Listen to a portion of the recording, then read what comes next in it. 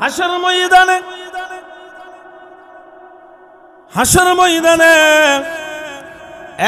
একদল লোক পাহাড় পরিমাণ নেকি লইয়া উপস্থিত হবে। কি পরিমাণ পাহাড় পরিমাণ নেকি লইয়া হাসর ময়দানে উপস্থিত হবে। আর বলবো আমি বড় জান্নাতি হব। কি বলবো? কি বলে?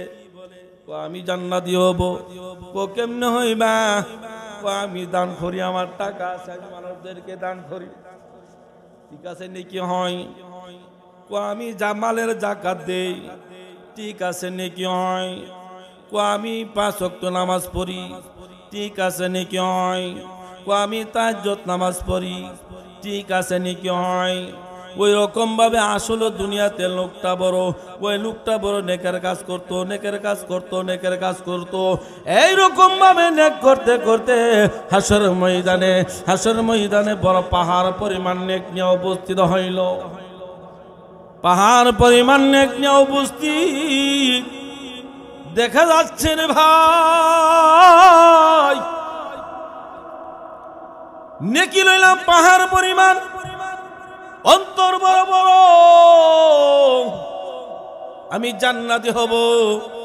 দেখা যাচ্ছে আস্তে লাইন ধরছে। গিয়া কো আল্লাহ, ও মাবুদ, আমি তো এর কাছে 5টা টাকা পাবো। 5 টাকা পাবো, সারা খাইয়া টাকাটা দিছে না। আমি এর কাছে 5 টাকা পাবো, আমি এর কাছে 100 টাকা পাবো। আমি এর কাছে পাওনা আছি। আমাকে বেহুদা আমাকে তাপ্পর মেরেছে, আমাকে আঘাত করেছে। আল্লাহ বলে, আল্লাহ ওই সময় বলবো, ওরে বান্দা, ওই 5 টাকা দুনিয়াতে 5 টাকা পাইতো, 5 টাকার পরিবর্তে নেকি দিয়া দে। দুনিয়াতে একে তাপ্পর মারছিলে, ওই তাপ্পরের পরিবর্তে একে নেকি দিয়া দে। দুনিয়াতে ক্ষেতের লাইল কাইটটা তোর ক্ষেত্রা বড় করছত, নিরীহ লোকের ক্ষেত্রা শুরু করছত। ওই যে ক্ষেত কাইটটা ডবল করলে, বুক করলে, দান খাইলে, ওই নেকিটা দিয়া দে। ওই রকম ভাবে ক্ষেতওয়ালা চাইবো, আল্লাহ আমার দুনিয়াতে আমার 1 হাত জমি জুড়ে ডবল করেছে, বাড়ির অংশটা আমার থেকে জুড়ে ডবল করেছে। ও আল্লাহ আমাকে দাও।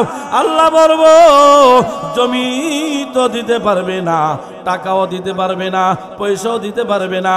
আল্লাহ বলে, তাকে নেকি দিয়া দাও, তাকে নেকি দাও, নেকি দাও, নেকি দাও। নেকি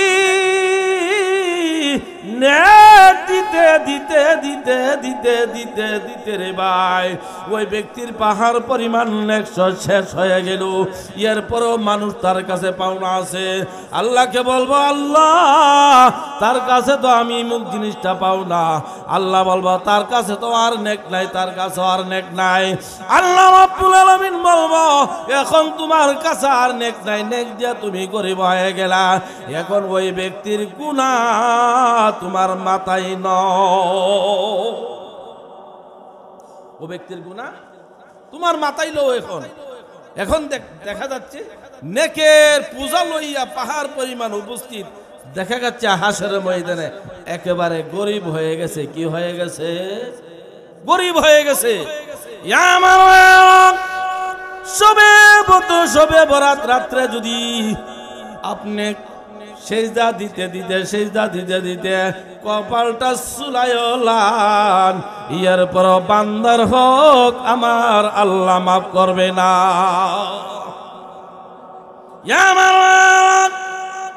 আল্লাহ রাব্বুল আলামিন বলেন, বান্দার হক যাও, বান্দার কাছে যাও। বান্দার হক বান্দার কাছে যাও, গিয়া বলো, ভাই আমি তোর একটা তাপ্পর মারছিলাম, আমাকে ক্ষমা করে দে। তুই আমার কাছে 50 টাকা পাওনা নিয়ে যা। যদি না দিতে পারেন ক্ষমা চান। ও ভাই তুই আমাকে মাফ কইরা দে। ওরে ভাই তোর ক্ষেতের লাইল্লা কাইটা 1 হাত জায়গা আমার জমি দখল করেছি, আমার ক্ষেতের সাথে তোর ক্ষেত্রা শুরু করছি, আমার ক্ষেত্রা বড় করছি রে ভাই।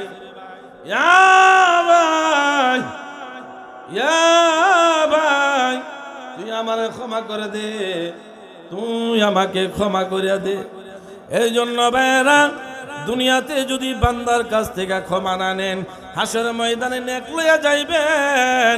হজ করছেন, নেক হয়ে যাবে, ওই হজের নেক ওই পাওনাদারের গারে চলে যাবে, পাওনাদারের গুনাহ আপনার গারে পৌঁছায়া দিবে। শুধু তাই নয়, জায়গা যে জমিন দখল করলেন জুড়ে, ওই জায়গাটাকে আল্লাহ পাহাড় পরিমাণ বানাইয়া আপনার গারের মধ্যে গলায় লটকাইয়া মালা বানাইয়া দিব রে ভাই। ওই জমিটা গলার মধ্যে লইয়া লইয়া লইয়া করতে হবে। মানুষরা দেখলে বুঝতে পারবে ওই লোকটা বড় দুনিয়াতে জালেম ছিল।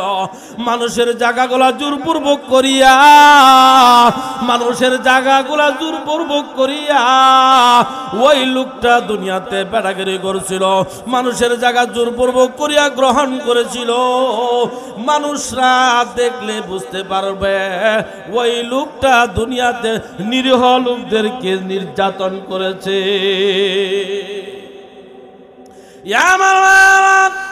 সবে বলতে ওই ধরনের লোকরা যদি সেজদা দিতে দিতে দিতে দিতে কপাল চুলায় আল্লাহ রাব্বুল আলামিন বলবো, আমি বান্দার হক আমি আল্লাহ মাফ করব না। আমার ভাইরা, আলোচনার শেষ একটা কথা বলে যাই, আপনি যখন মৃত্যু হবেন, আপনিও মরবেন, আমিও মরব, সবাই মারা যাবে। কিন্তু আপনার মৃত্যুর পরে যেন আমল পৌঁছে, সওয়াব পৌঁছে, দুনিয়াতে জীবিত থাকা অবস্থায় ওই কাজগুলা করে যাবেন। আপনার মৃত্যুর পরেও আপনার আমল নামায় সওয়াব পৌঁছতে থাকবে। কি হুজুর, এটা আবার কি বলবো? শেষ করতাম, আপনার মৃত্যুর পরে যে আমলগুলা সবগুলা আপনার কবর আমল, আপনার আমল নামায় পৌঁছবো, এই কথাটা বলবো না, ছেড়ে দিতাম ভাই, ছেড়ে দিতাম, বলতাম। এই মসজিদ, মসজিদ মনে হয় সরকারি জায়গা। কিসের জায়গা? সরকারি জায়গা মসজিদ। কিন্তু সরকারি এনি টাইম এই আপনার এই মসজিদকে ভেঙে দিতে পারে, ঠিক না বেটি? আপনি যদি আপনার ব্যক্তিগত জায়গায় আপনি একটা মসজিদ করেন, তাহলে আপনি একটা ঈদগার জায়গা করেন, আপনি একটি মসজিদে জায়গা দেয়া যান, মসজিদে কিছু টাকা দিয়া যান, ঈদগার জন্য কিছু টাকা দিয়া একটা জায়গার ব্যবস্থা করেন, ঈদগাহ এবং মসজিদ।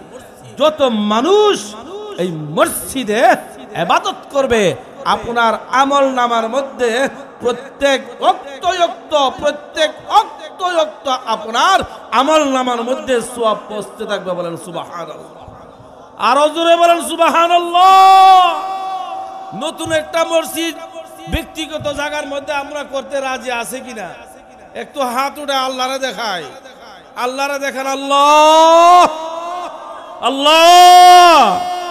আমরা একটা মসজিদ আমাদের ব্যক্তিগত জায়গায় ঈদগাহ যেন করতে পারি, আল্লাহ আমাদেরকে তৌফিক দাও।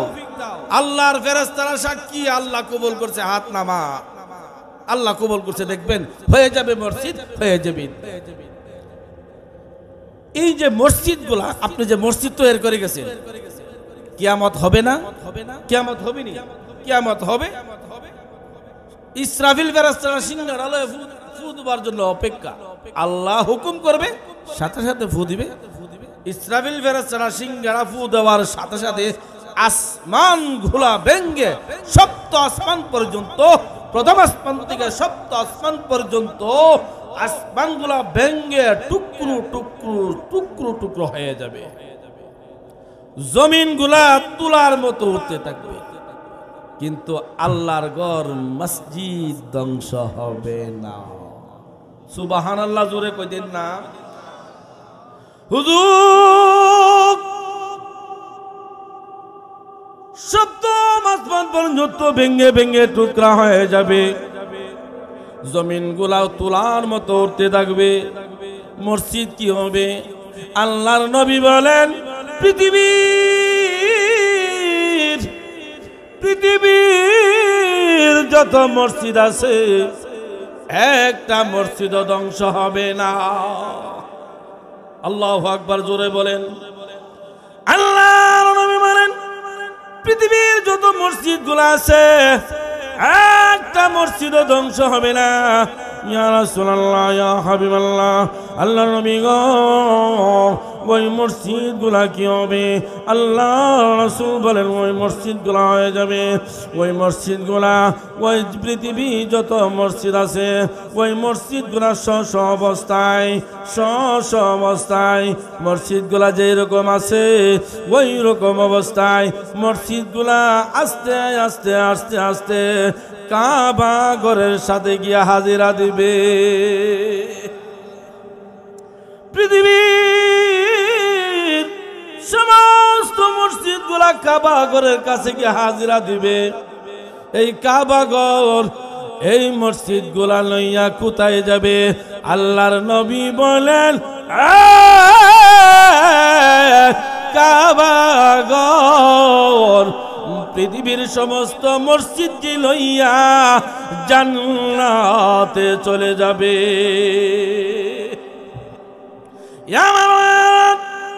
ওই জান্নাতে যখন যাইব, আপনি মসজিদে টাকা দিয়েছেন, মসজিদের সহযোগিতা করছেন, টাকা দিয়েছেন, মসজিদ আপনার জন্য সুপারিশ করব, ওগো প্রভু, ও প্রভু, ওই তাল তোলা প্রভু, ওই তাল শহরের ইমুক বাড়ির ইমুকে এই মসজিদটা করার জন্য 10,000 টাকা দিয়েছিল। প্রভু 50,000 টাকা দিয়েছিল।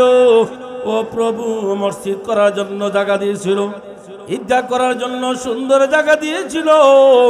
ও প্রভু আমি ওই আব্দুল্লাহর জন্য সুপারিশ করে মসজিদকে ভালোবাসেছে, মসজিদকে বড় মায়া করেছে, বড় ভালোবাসে। ও আল্লাহ মসজিদকে ভালোবাসা মানে তোমাকে ভালোবাসা। ও আল্লাহ তোমাকে ভালোবাসা মানে আমি রসুলকে ভালোবাসা। প্রভু ওই আব্দুল্লাহর জন্য আমি সুপারিশ করি, আব্দুল্লাহকে আমার সাথে জান্নাতে দিয়ে দাও। আল্লাহ রাব্বুল আলামিন আরে বান্দা মসজিদের জন্য জায়গা দিয়েছ, ঈদগাহের জন্য জায়গা দিয়েছ, মসজিদ করার জন্য তুই টাকা দিয়েছ, সিমেন্ট দিয়েছ, বালু দিয়েছ, দিতে পারস নাই, টাকা পয়সা নাই, কিন্তু সহযোগিতা করেছ, কিন্তু মসজিদ করার জন্য পক্ষে ছিল। এই মসজিদ তোর জন্য সুপারিশ করেছে, ওই মসজিদ তো আমি আল্লাহর ঘর, তোর জন্য সুপারিশ করেছে। আমি আল্লাহ ওই মসজিদের সুপারিশ করিয়া তোর জায়গা ছিল জাহান্নামে, আমি আল্লাহ জাহান্নামের লিস্টিটা কাটিয়া মসজিদের সুপারিশের কারণে আমি আল্লাহ তোকে জান্নাতে দিয়ে দিলাম। এই জন্য ভাইয়েরা, আপনারা কি চান মসজিদ এবং ঈদগাহ নতুন একটা জায়গার মধ্যে, ব্যক্তিগত জায়গার মধ্যে হইতে? আপনারা চান? সবাই রাজি দেখেন, ইনশাল্লাহ হয়ে যাবে। একের পর এক দিবেন, টাকা পয়সা দিবেন, জায়গা দিবেন, জমি দিবেন, কিন্তু অনেক আছে টাকাও নাই, জমিও নাই, দিতে পারবে না, কিন্তু পক্ষে থাকবেন, সুপারিশ করবেন, চেষ্টা করবেন যে যেন হয়ে যায়। জীবনে তো আর কোনো কিছু করতে পারলাম না, জীবনে কিচ্ছু করতে পারলাম না, কিন্তু অনেক কিছু করছি, এগুলা ছেলেরে দিয়ে গেলাম, মেয়েরে দিয়ে গেলাম। আপনি মৃত্যুর পরে ফার্স্ট ছেলে, তাই আপনার শখটা বোঝার সাথে সাথে, আপনার শখটা বোঝার সাথে সাথে আপনার জমি জমা নিয়া তারা ব্যস্ত হয়ে যাবে। আমি কোন দিকটা নিব, আমি কোন ফ্ল্যাটটা নিব, আমি কোন বিল্ডিংটা নিব, আমি কোন জমিটা নিব, আমি কোন বাড়িটা নিব, সব ছেলে মেয়ে ব্যস্ত হয়ে যাবে। আপনার চক্ষুটা বোঝার সাথে সাথে কবর দেওয়ার আগেই ব্যস্ত হয়ে যাবে ছেলেরা। এত কষ্ট করে জমিন গুলা তৈরি করলেন, বাড়ি করলেন, নিজে খাইলেন না, নিজে কষ্ট করে চলছেন, বাড়ি করছেন, জমি করছেন। এই জমি চক্ষুরা যখন বুঝা যায় বীর ভাই, হক পথে যদি কইরা থাকেন তো হক পথে আল্লাহর কাছে কোনো জবাব নাই। বেহক পথে যদি আপনি ওই জমিগুলা বাড়ি খোলা কইরা যান, আল্লাহর দরবারে ফিরা খাইবেন। কবরে যাওয়ার সাথে সাথে আল্লাহ রব্বুল আলামিন বলবো আমার ফেরেশতারা, আল্লাহ বলবো হে আমার ফেরেশতা, আল্লাহ ওই বান্দার ওই কবরের মধ্যে অন্ধ একটা ফেরেশতা দিব। আল্লাহ রাসূল বলেন শুধু তাই নাই, অন্ধ ফেরেশতা নাই, আল্লাহর নবী বলেন ওই কবরের মধ্যে অন্ধ একটা ফেরেশতা, শুধু তাই নাই হাটকাল একটা ফেরেশতা, হাটকাল ফেরেশতা দিব, অন্ধ ফেরেশতা দিব, সাথে একটা মুহুর দিব। আর কবরে অন্ধকারের মধ্যে বাড়ি শুরু করব। ওই সময় চিল্লাইবো বাইরাইস না, বাইরাইস না। ওই ফেরেশতা আওয়াজ দিয়ে বলবো আমি চোখে দেখি না, আল্লাহ হুকুম করেছে বাইরানোর জন্য। ওই ফেরেশতা বলবো হাটকাল আমি শুনি না, আমি দেখি না। আল্লাহ ওই কবরের মধ্যে অন্ধ ফেরেশতা দিব, ওই কবরে হাটকাল ফেরেশতা দিব, হাটকাল ফেরেশতা দিয়া লাঠি দিয়া দিব। বাইরা ঠিক দলের বাইরা, কেন কারণে ও বৈধভাবে সম্পত্তি জমা কইরা ছেলে মেরে দিয়াইছ, ওই ছেলে মেয়ে সম্পত্তির জন্য দৌড়াদৌড়ি, ওই ছেলে মেয়ে সম্পত্তির জন্য কেল্লা ভাঙ্গা ভাঙ্গি। ও আর আমার ভাইরা, সম্পত্তি জুড়াইছেন, আপনার নিজের পুঁজি আপনার সাথে যান, মসজিদে দান করে যান, মাদ্রাসায় দান করে যান, উলামায়ে কেরামের দান করে যান, উলামায়ে কেরামের প্রতি পক্ষ উলামায়ে কেরামের প্রতি সহযোগিতা করুন। উলামায়ে কেরামের প্রতি যদি কোনো আক্রান্ত আসে তাদের পক্ষে কথা বলুন। বর্তমানে মামুনুল হক সাহেব বড় জেলখানায় অনেক বছর যাবত। মামুনুল হক কোনো গুনাহ কোনো অন্যায় করে নাই, কোনো অপরাধ করে নাই। এই মাহফিল থেকে আবদার করে যায় আল্লাহ, আয় আল্লাহ ওই মামুনুল হককে আল্লাহ জেলখানা থেকে মুক্তি দেওয়ার ব্যবস্থা করো। আরো যত উলামায়ে কেরাম আছে আমরা দোয়া করি এবং বর্তমান প্রধানমন্ত্রীর কাছে আবদার করে যাই যে উলামায়ে কেরামকে জেল থেকে মুক্তি দিয়া দেন, জেল থেকে মুক্তি দিয়া দেন, জেল থেকে মুক্তি দিয়ে দেন। উলামায়ে কেরাম হলো নবীর ওয়ারিস। উলামায়ে কেরাম আল্লাহর নবী বলেন যে আমাকে যারা উলামায়ে কেরামকে মহব্বত করে, আল্লাহর নবী বলেন যে আমাকে মহব্বত করলো, কারণ আর নবী আসবে না। আমাকে যারা উলামায়ে কেরামকে মহব্বত করলো, আমি নবীকে মহব্বত করলো। আল্লাহর নবী বলেন শুধু তাই নয়, আমাকে মহব্বত নয়, ওই ব্যক্তি যেন স্বয়ং আল্লাহকে মহব্বত করছে। বলেন সুবহানাল্লাহ। নেটে ইউটিউবে দেখলাম ছেলে মেয়ে একসাথে পার্কে পাহাড়ে পুলিশ এরারে দৌড়া, পুলিশ এরারে দেখছেন? এই ছেলেরা তোমরা দেখছো? পুলিশে দৌড়া, ভালোবাসার দিবসে হেরাই গেছে, ভালোবাসা করতো। কদিন পরে হা হা করে বমি করে, কদিন পরে কি করে হা হা করে বমি করে। কি বমি করছো কেন, কি ব্যাপার? ভালোবাসার দিবসের দিন। কি দিন? ভালোবাসার দিবসের দিন। ভালোবাসার দিবস কি তাল শহর চলে? ভালোবাসার দিবস কি তাল শহর চলে না? এই তাল শহর ভালোবাসার দিবস চলতে পারে না। ভালোবাসার দিবস ত্যাগ করতে হবে, ছাড়তে হবে। এটা হলো একটা জিনার দিবস। কি দিবস? আপনার আমার মেয়ে, আপনার আমার বোন, ওদেরকে ঘরে রাখবেন। আপনার আমার ভাই, ওদেরকে ভালোবাসার 14 ফেব্রুয়ারি দিন তাদেরকে ঘরে রাখবেন, তাদেরকে বের হতে দিবেন না। রাজি আছেন? আমরা যদি আমাদের ছেলে মেয়েকে ভালোবাসার দিবসে যদি 14 ফেব্রুয়ারি আমরা যদি ঘর থেকে বের হতে না দেই, তাহলে ভালোবাসা কোথায় চলবে? বাংলাদেশ ব্রাহ্মণবাড়িয়া ভালো আছে, ব্রাহ্মণবাড়িয়া ছাড়া অন্য জায়গায় ভালোবাসার দিবস কত কেলাঙ্গারে চলছে, মোবাইলটা খুললেই দেখা যায়। ভালোবাসার দিবস থাকতে পারবে না। এটা হলো একটা জিনার একটা দিবস।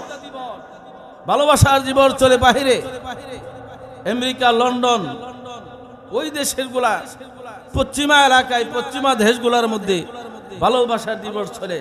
14 বছর হইলেই স্কুলে তাদেরকে ট্যাবলেট মেডিসিন খাওয়াই দেয় মেয়েদেরকে। ভালোবাসা করলো আর তাদের বমি হয় নাই। কি হয় নাই? বমি হয় নাই। বাংলাদেশের মেয়েরা তো খুব সরল সোজা, কদিন পরে হা হা করে বমি করে। বমি করা বন্ধ করতে হবে। এই জিনার আমল নিয়া যদি কবরে যাওয়া হয়, আল্লাহর কাছে কি জবাব দিবেন? এই ছেলেরা তো আমাদের, এই মেয়েরা তো আমাদের, তাদেরকে ঘরে বসে রাখবেন যেন জিনার কোনো অবৈধ কোনো কাজ সমাজে না। জিনা কত বড় পাপ! জিনা হলো শয়তানের কাজ। কিসের কাজ? শয়তানের কাজ। ওই দিক দিয়ে যে একটা যাইতাছে, ওই দিক দিয়ে একটা যাইতাছে। বর্তমান মেয়েদের অবস্থা এমন হয়েছে,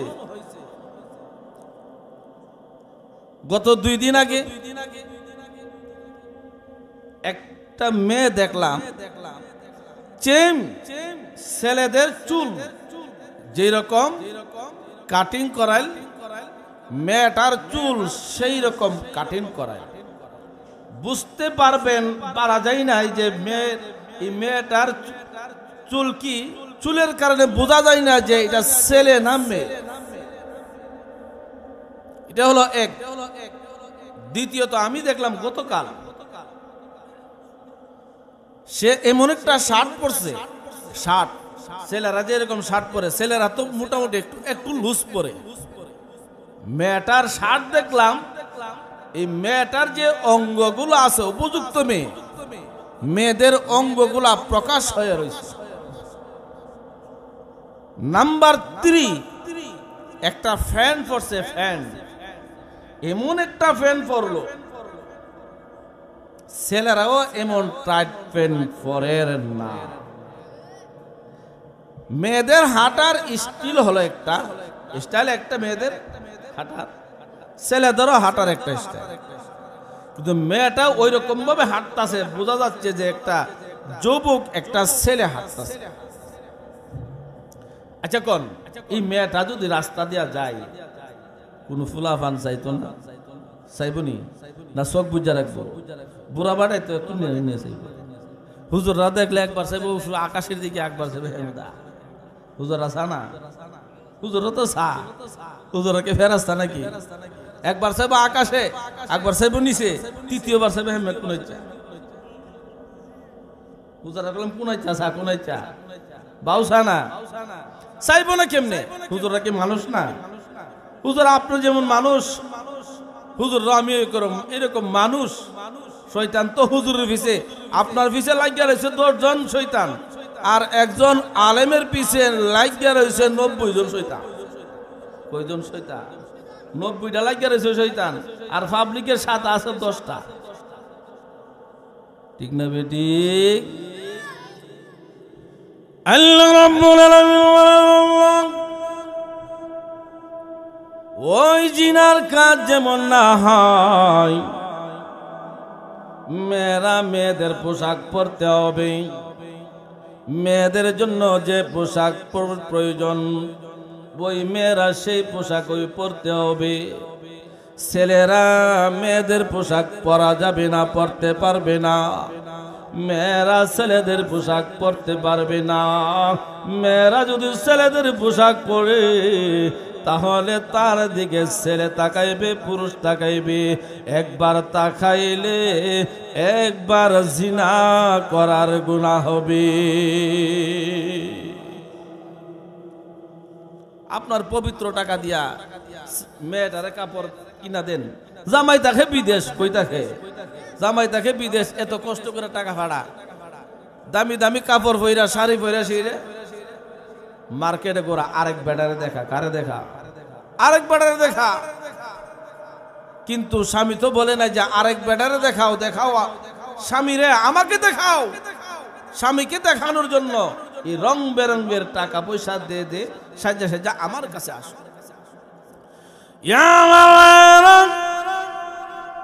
ওই সুন্দর জামা কাপড় পরিধান করিয়া স্ত্রী যখন স্বামীর সামনে যায়, স্বামীর পাশে বসে মিষ্টি মিষ্টি কথা বলে, আল্লাহ রাব্বুল আলামিন বলেন, ইয়া আমার ফেরেশতা,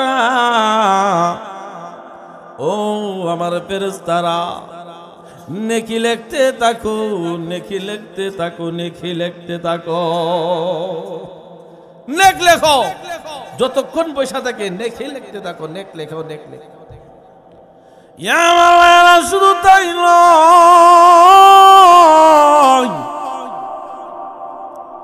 স্বামী স্ত্রী যতক্ষণ সময় কাটাইবে আল্লাহর পক্ষ থেকে নেকি লিখতে থাকবে, নেকি নেক লিখতে থাকবে। আল্লাহ বলে ফেরেশতারা নেক লিখতে লিখতে খাতা পড়াও, খাতা পুরায় লাও। হে আমার ভাইরা, স্বামী ব্যতীত যদি অন্য লোকের সামনে অন্য লোকের সাথে যদি মহিলারা আড্ডা করে গল্প করে, ফেরেশতা আল্লাহর পক্ষ থেকে বলা হয় গুনাহ লেখো আর গুনাহ লেখো।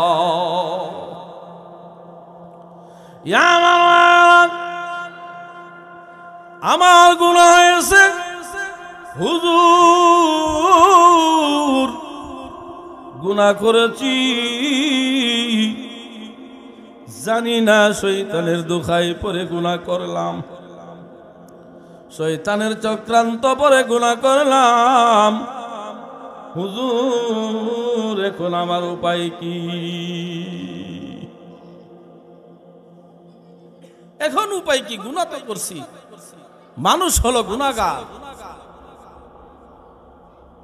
ফেরেশতাদের গুনাহ নাই, ফেরেশতাদের গুনাহ নাই, তাদের গুনাহ করার শক্তি আল্লাহ তাদেরকে দেয় নাই।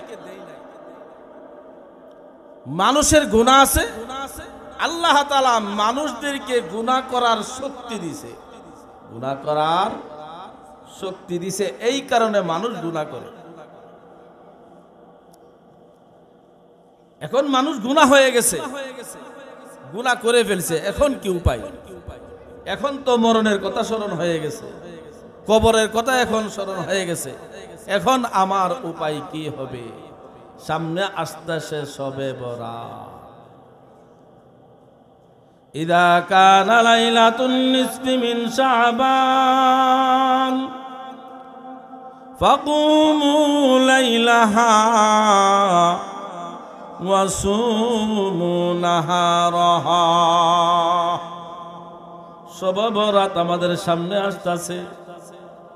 এই রাত্রটা 14 শাবানের 14 তারিখ দিবাগত রাত, শাবান মাসের 14 তারিখ দিবাগত রাত্রে, রাত্রে জাগ্রত থাকো, সারাটা রাত জাগ্রত থাকো। আল্লাহর নবী বলেন সারাটা রাত জাগ্রত থাকিয়া পরের দিন রোজা রাখো। পরের দিন কি করা? পরের দিন রোজা রাখা। শুধু তাই নয়, আল্লাহ রাব্বুল আলামিন, আল্লাহ রাব্বুল আলামিন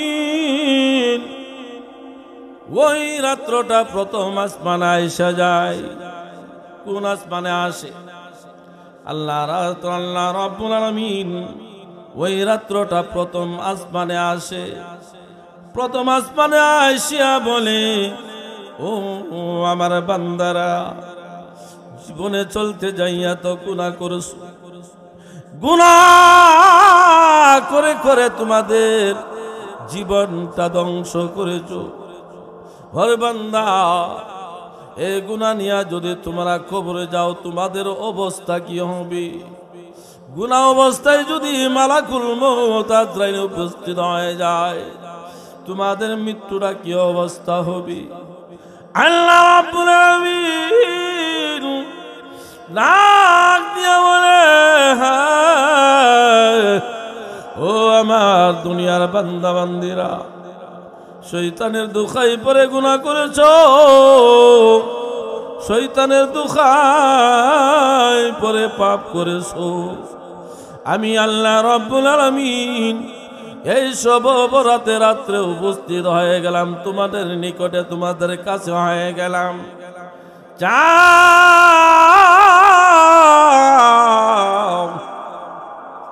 আমি আল্লাহর দরবারে ক্ষমা চাই।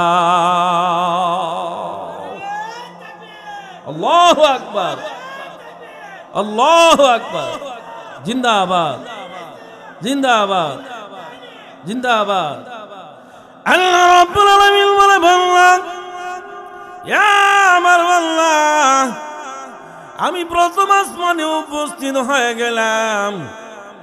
আমি মাওলার দরবারে ক্ষমা চাও। আমি মাওলা তোমাদেরকে ক্ষমা করার জন্য তোমাদের কাছে আমি আল্লাহ আসলাম।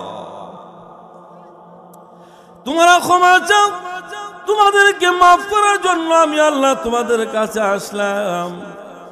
কিন্তু সারাটা রাত্র ক্ষমা চাইল।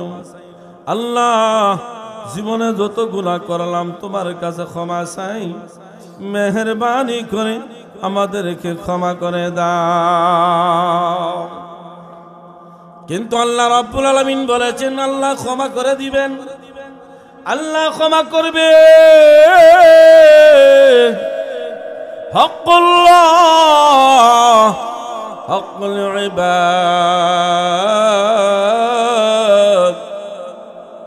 হকুল্লাহ, হকুল ইবাদ। আল্লাহ রাব্বুল আলামিন বলেছেন, আমি আল্লাহর কাছে যত গুনাহ করছো, যত অন্যায় করছো, যত অপরাধ করছো, পাপ করছো, আমি আল্লাহ রাব্বুল আলামিনের দরবারে যদি ক্ষমা চাও আমি ক্ষমা করে দিতে পারবো। ইয়া মাওলা, আল্লাহ রাব্বুল আলামিনের কাছে যত গুনাহ করেছি, আল্লাহর কাছে যদি পরিপূর্ণভাবে ক্ষমা চাইতে পারি, তওবা করতে পারি, আল্লাহ বলে তোমাদেরকে ক্ষমা করে দিব। কিন্তু অন্তর থেকে ক্ষমা চাইতে হবে। আয় আল্লাহ, আমার জীবনে এই গুনাহ করলাম, আল্লাহ আমার জীবনে ওই গুনাহ করলাম, আল্লাহ আমার জীবনে ওই গুনাহ করলাম, এইটা করলাম, সেটা করলাম, ইয়া মাবুদ আর করব না, আর করব না, আর করব না। আল্লাহ তো অন্তরের মালিক, ঠিক না বেটি? আল্লাহ প্রত্যেক মানুষের দিলের খবর জানে কি জানে না? একটা হল আমি জবানে মুখের দ্বারা স্বীকার করলাম, আল্লাহ তওবা করলাম, আর তওবা করো আল্লাহ, আমি তওবা করলাম আর করব না। দেখা যাচ্ছে এক সপ্তাহ পরে আবার গুনার কাজে শরীক হয়ে গেল। আল্লাহ ওই রকম ভাবে গুনাহ করব, ওই রকম ভাবে ক্ষমা চাইলে আমি আল্লাহ ক্ষমা করব না। এরকম ভাবে তওবা করতে হবে। তুবু ইলাল্লাহ তাওবাতান নাসুহা। আল্লাহর দরবারে এরকম ভাবে তওবা করতে হবে সব রাত্রে। আয় আল্লাহ, জীবনে যত গুনাহ করলাম, জীবনে যত ভুল করলাম, জীবনে যত অন্যায় করলাম, অপরাধ করলাম, আয় আল্লাহ তাআলা মাফ চাইলাম, ক্ষমা চাইলাম, আর করব না। আল্লাহ রাব্বুল আলামিন বলে, ও দুনিয়ার বান্দা, আমার কাছে ক্ষমা চাইছো, আমি আল্লাহ তোমার জিন্দেগীর তামাম গুনাহ মাফ করে দিলাম। ইয়া আল্লাহ, আমি আল্লাহর কাছে তুমি ক্ষমা চাইলা, আমি আল্লাহর কাছে যে গুনাহ করছো ওই গুনাহ আমি আল্লাহ মাফ করে দিলাম। হকুল আল্লাহর হক, হকুল ইবাদ, ও বান্দা বান্দার হক। আল্লাহ বলেন, ইয়া বান্দা, বান্দার হক আমি আল্লাহ মাফ করতে পারবো না, আমি আল্লাহ মাফ করতে পারবো না। একজন নিরীহ লোককে আপনি তাপ্পর মেরেছেন, কি করছেন? আছে না সমাজে কিছু একটা শক্ত, কিছু সবল, কিছু নরম মানুষ আছে না? আসেনি? এরা হুজুর ফেলা চলে। আল্লাহ বলে, ওরে পেটাগারি দেহাস, গোষ্ঠীর শক্তি দেহাস, পয়সার গরম দেহাস, কি গরম? পয়সার গরম। দেখবেন হ্যাঁ আসেন একবারে নাজুক অবস্থায়, দুর্বল অবস্থা, টাকা পয়সা নাই, এখন বিদেশ গিয়া বাড়ি ঘর মাইরা এমন ভাবে সাজাইছে, আমার সাথে কেউ কথা বলার তোর সাহস? এই জানুস নি আমি কে? আমি হলাম ইমুকের ভাই, মাগো ইমুকের ভাই দিকেও হে বাগে। কিন্তু প্রথম অবস্থা কিচ্ছু আসেন না, কিচ্ছু আছেন না, জিরো জিরো। কি ছিল? কটা পয়সা হয়েছে গরমে আর তখন জানা রাস্তা ছাড়ে তখন লাগে। আঘাত ঘাট হবে রসুলের বালি,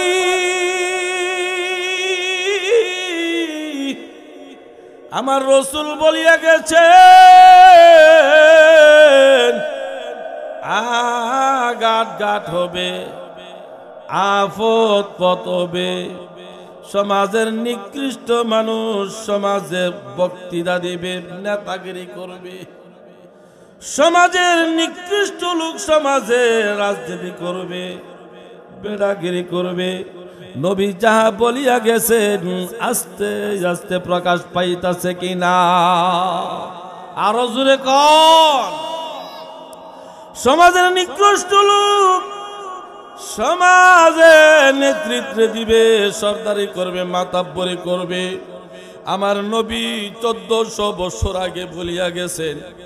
এই জন্য ভাইরা হঠাৎ করে বড় লোক হয়ে গেছে, মানুষকে দেখলেই নিরলোক একটা গালি মারে, মানুষকে দেখলে অযথা একটা সর মারে। এইটা করলে সেটা করলে এই গোষ্ঠীও বড় ফলাফানো বড় উপযুক্ত আছে। সর দিয়া দিলে তাপ্পর মারলে ওই তাপ্পরটা ফিরাই আর দিবে না, কারণ গোষ্ঠীর মানুষ বড় বড়, গোষ্ঠী বড় বড়, গোষ্ঠীর মধ্যে উপযুক্ত ফলাফানো আছে, আবার পয়সাও আছে, কোনো দিক দিয়েও কম নাই। এই নিরীহ বাড়ির লোকরা নিরীহ বাড়ির গ্রামের মানুষটারে আঘাত করেছে। আল্লাহ রাব্বুল আলামিন বলেন গোষ্ঠী বড় দেখাস, গোষ্ঠীর পয়সা দেখাস,